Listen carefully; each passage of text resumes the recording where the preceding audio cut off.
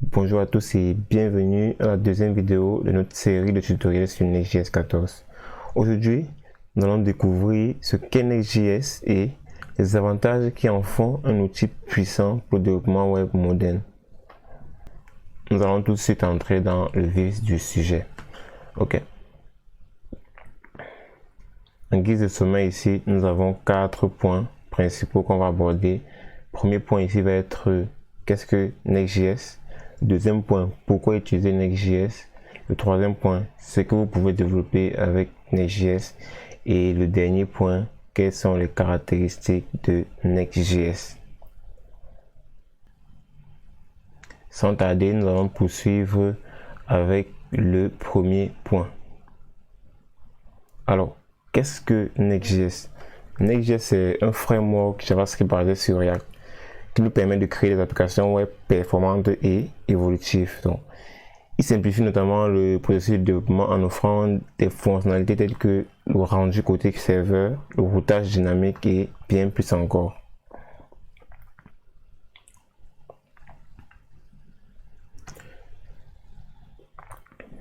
Par la suite, nous allons voir pourquoi utiliser Next.js. Donc, la première raison ici d'utiliser Next.js, c'est le routage dynamique. Le routage dynamique de Next.js en fait simplifie la gestion des URL en générant des pages à la volée en fonction des données qui sont disponibles. Donc, ça va éviter par exemple d'avoir à définir manuellement une route pour chaque page. La deuxième raison d'utiliser Next.js ici, c'est l'optimisation d'images. Donc, Next.js fournit en fait des optimisations d'images automatiques avec des constructions instantanées. L'optimisation des images est donc une fonctionnalité très puissante et c'est préintégré déjà à Next.js. Donc, ça veut dire que si vous utilisez Next.js avec le composant images, en fait, vos images vont être à l'avance optimisées, on va dire. Voilà. La troisième raison ici d'utiliser Next.js va être l'internationalisation. Ça veut dire quoi? Ça veut dire que avec très peu de configuration, on va pouvoir traduire en fait tout notre site. Donc, il y a un mécanisme qui a été mis en place pour faciliter la traduction du site en plusieurs langues. L'autre raison ici qui n'est pas des moindres, c'est le rendu côté serveur. Ça veut dire quoi? Ça veut dire que notre page HTML est générée du côté du serveur avec les données déjà dessus et cette page est directement envoyée au client. Voilà, donc c'est ça que ça veut dire. Et il existe plusieurs types de rendu. Donc on a le rendu statique qui est qui est par défaut en fait, qui vient avec Next.js par défaut.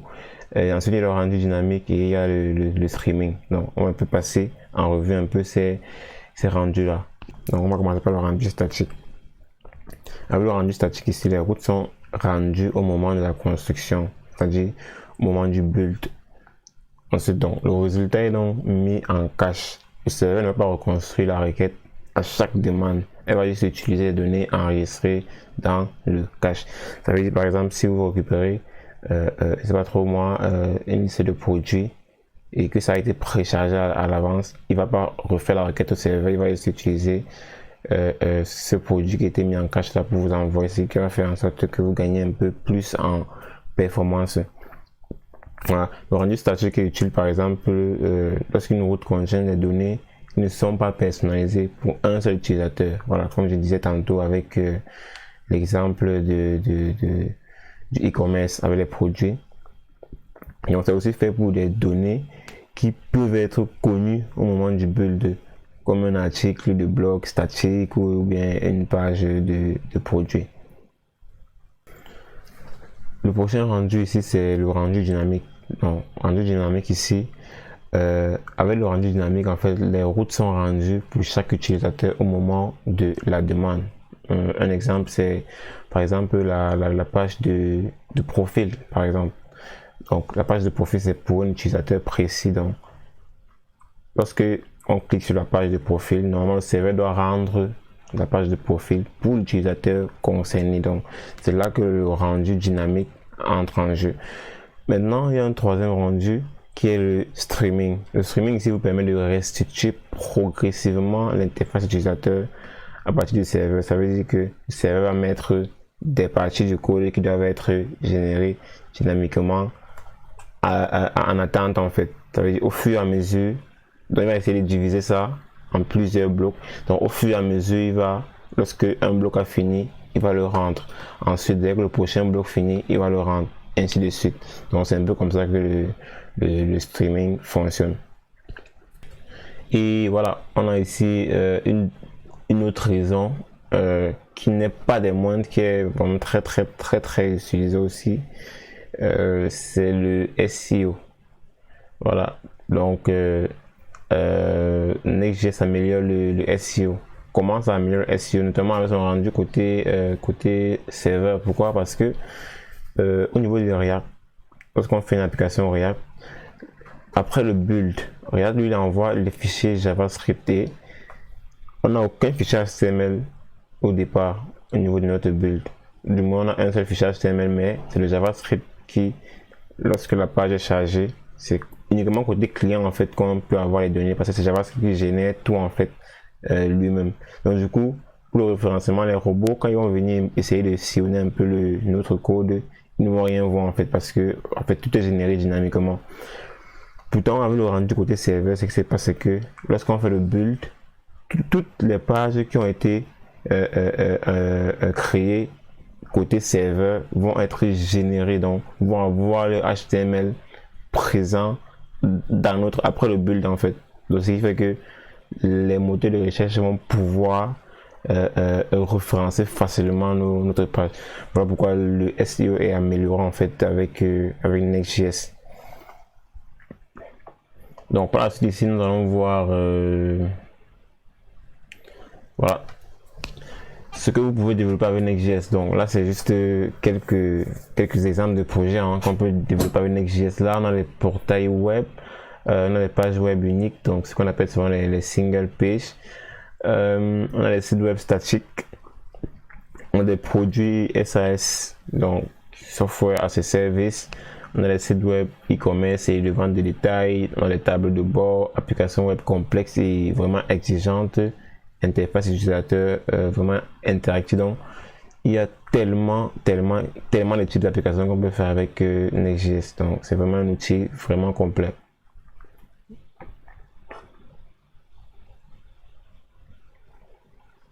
Voilà, je vais présenter ici encore quelques caractéristiques de Next.js. Donc ici, les caractéristiques de Next.js ici, on a principalement quoi? Le routage, le pré-rendu et voilà, on a les importations absolues. Donc ça c'est juste quelques caractéristiques que j'ai pris pour vous montrer, mais sinon on va voir d'autres plus en profondeur par la suite qu'on va commencer à pratiquer. Donc là le routage ici, voilà, on a le routage de l'index. Je vais juste parcourir ces routages ici parce que voilà, on va voir ça par la pratique. Le routage de l'index, il y a les routages imbriqués et il y a les routages dynamiques. Donc ne vous inquiétez pas, cette partie-ci, lorsqu'on va voir les routes, je vais réexpliquer bien ça, mais par la pratique, donc vous allez mieux comprendre, parce que si j'explique ça maintenant, ça peut un peu embrouiller certains. Donc je préfère laisser cette partie-ci, ce routage-ci, et je vais faire carrément une diapositive dessus pour mieux expliquer ça lors de la partie du routage. Ok, au niveau donc du pré-rendu, le pré-rendu en fait c'est l'une des principales caractéristiques de Next.js. Donc ça permet en fait à Next.js de fonctionner très bien et très rapidement, ce pré-rendu là. Je crois que j'ai expliqué ça un peu plus avant là, quand j'ai parlé du rendu statique. J'ai un peu essayé d'expliquer ça. Donc Next.js va effectuer par exemple un pré-rendu de chaque page en général à l'avance, le HTML de chaque page, ainsi que le JavaScript minimal dont il a besoin pour fonctionner. Donc grâce à un processus qu'on appelle généralement d'hydratation. Voilà. Il existe généralement deux formes de pré-rendu dans Next.js. On a le rendu côté serveur et il y a la génération statique. Donc, c'est quoi la différence entre les deux? Donc, la différence existe en fait à la façon dont les données sont récupérées. En fait, c'est ça. C'est la différence. C'est la façon dont les données sont récupérées. Par exemple, pour le SG, Static Generation, les données sont récupérées au moment de la construction. Donc, quand il dit construction, c'est au moment du build et sont réutilisées à chaque requête. Ça veut dire quoi? Ça veut dire que quand je build mon application,